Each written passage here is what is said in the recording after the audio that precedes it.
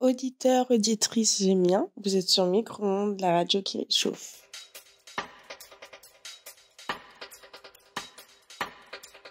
Je vais faire un distinguo bien précis. Pour moi, il y a toujours eu dans la vie journaliste et journaliste, presse et une certaine presse ou une autre presse. Le rendez-vous d'Alain, c'est tous les mercredis à 18h sur Micro-ondes. Alors, je comptais pas du tout vous parler de ça aujourd'hui, mais hier, donc le 6 décembre, breaking news, Norman Tavo a été mis en garde à vue pour corruption de mineurs et viol.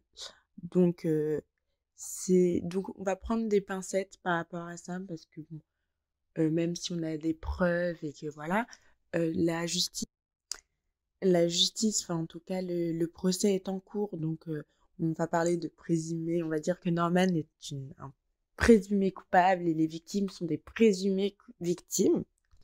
Donc c'était en août 2018 que donc, Balance ton youtubeur est sorti, notamment par une québécoise, donc je vous en parlerai un petit peu plus, et c'était Squeezie qui avait réagi en disant que certains de ses pairs, entre guillemets, profitaient de la vulnérabilité psychologique de jeunes abonnés pour obtenir des rapports sexuels. Donc, c'est voilà, en août 2018 qu'une Québécoise a commencé à parler de son expérience. Donc, quand elle avait 16 ans et Norman avait 30 ans. Le Norman, voilà, d'une relation qui s'est passée, donc plutôt consentie, même si on peut pas parler de consentement à partir du moment où il y a 15 ans de différence et que la fille avait 16 ans. Donc, il demandait des photos dénudées de plus en plus basses. Quand elle refusait, il la menaçait, il lui faisait un peu du chantage affectif. Et en partageant cette expérience, donc quand elle a eu 18 ans, quand elle a partagé cette expérience, elle s'est rendue compte elle a reçu peut-être en une semaine plus d'une dizaine de messages de filles qui avaient la même expérience qu'elle. Et avec le temps, plus le temps passait, plus elle recevait des messages. Donc elle s'est dit qu'il y avait un vrai problème. Du coup, elle a porté plainte. Bon, on connaît la lenteur de la justice quand il s'agit de gérer ce genre d'histoire. En fait, il s'agit de gérer tout simplement. Et c'est donc 4 voire 5 ans plus tard, que Norman Tavo est mis en garde à vue.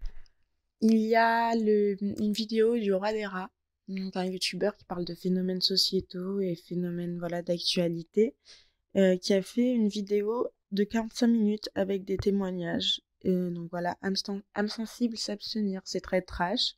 On voit des screens, des conversations. Personnellement, ça m'a profondément choquée.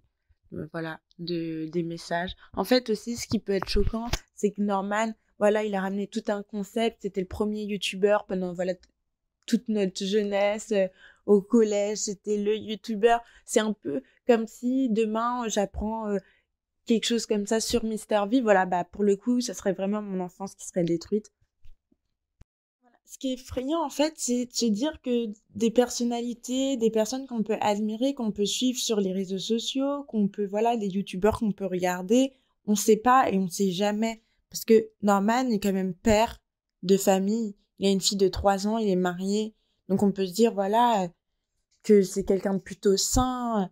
Non, en fait, il y a plus d'une trentaine de victimes qui ont parlé. Donc ça veut dire qu'il y a aussi des victimes qui ne parleront pas. C'est-à-dire que ça fait pendant des années, il a agi et sans rien et sans être puni. C'est des choses, et quand on écoute les youtubeurs qui parlent un petit peu de ce sujet, ils disent que c'est que on sait rien et qu'il y a une face cachée de l'iceberg qui est encore plus énorme. Donc ça veut dire que c'est un milieu où c'est quelque chose de normal et que ça faisait des années que certains youtubeurs le savaient en fait.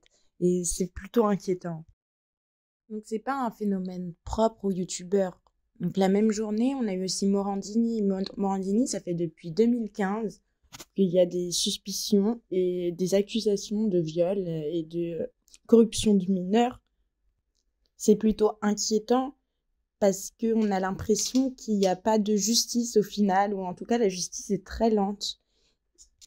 Dès qu'il y a des personnes ayant voilà, une communauté, des personnes qui les suivent, des personnes qui les admirent et qui sont plutôt vulnérables, plutôt jeunes, certaines personnalités en profitent.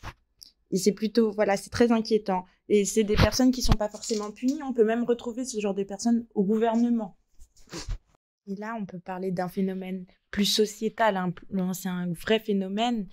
C'est vraiment le fait de dès qu'une personne a du pouvoir, et ça c'est peut-être aussi la nature de l'homme, parce qu'à différentes échelles, on le remarque aussi, dès qu'une personne a du pouvoir, elle joue de son pouvoir, elle en profite, quitte à écraser les autres, quitte à, à profiter de la vulnérabilité des autres.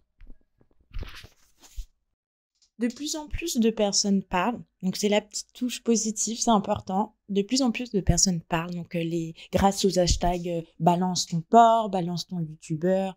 Donc il y a vraiment des langues qui se délient de plus en plus et c'est plutôt positif par rapport à ça, malgré le fait que la justice reste encore très, très en retard et très lente par rapport à tout ça. Donc, j'en ai fini pour ce sujet pas très joyeux. Donc, on se retrouve, merci d'avoir écouté et on se retrouve la semaine prochaine avec La Gâtée pour un nouveau rendez-vous d'Alain. Bisous!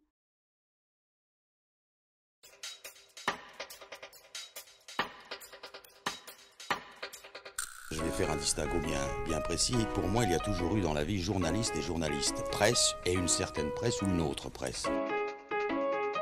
Le rendez-vous d'Alain, c'est tous les mercredis à 18h sur Micro-11.